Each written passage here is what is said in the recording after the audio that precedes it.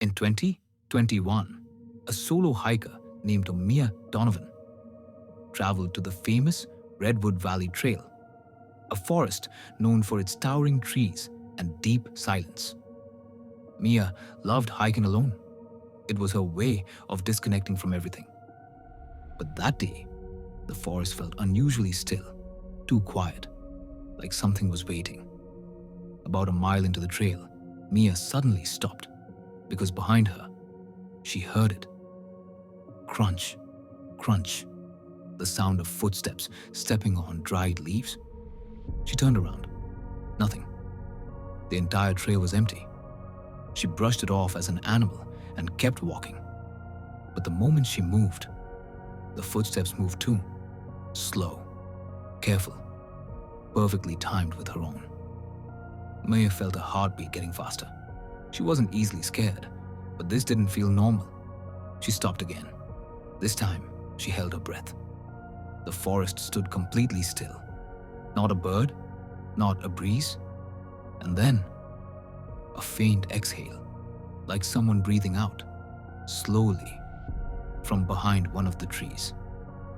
She quickly grabbed her camera and began recording, even though she had no idea why. Maybe her instincts knew something she didn't. After walking for another few minutes, Mia stopped to review the footage. She watched the video carefully, scanning every tree. At first, nothing. But then, her thumb froze over the screen, just behind her, half hidden behind a giant tree. A tall, black silhouette stood completely still. No face, no features, just a shape, watching her. Panic began to creep in. She shoved her camera in her bag and walked faster, almost running. The trail eventually opened onto a cliffside overlooking the valley.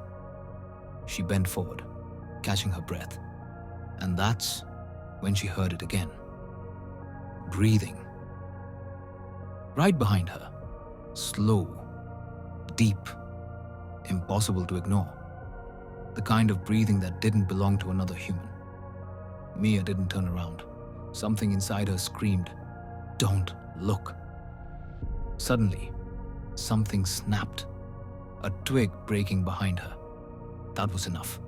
She ran, harder than she had ever run in her life.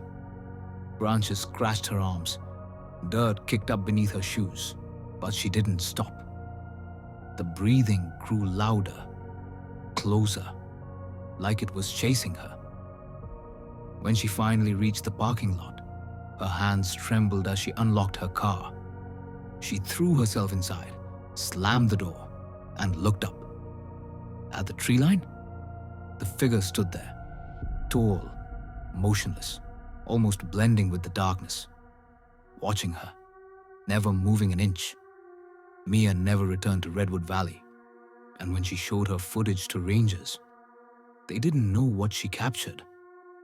But one ranger said quietly, "Whatever that was, it wasn't the first time someone has seen it here."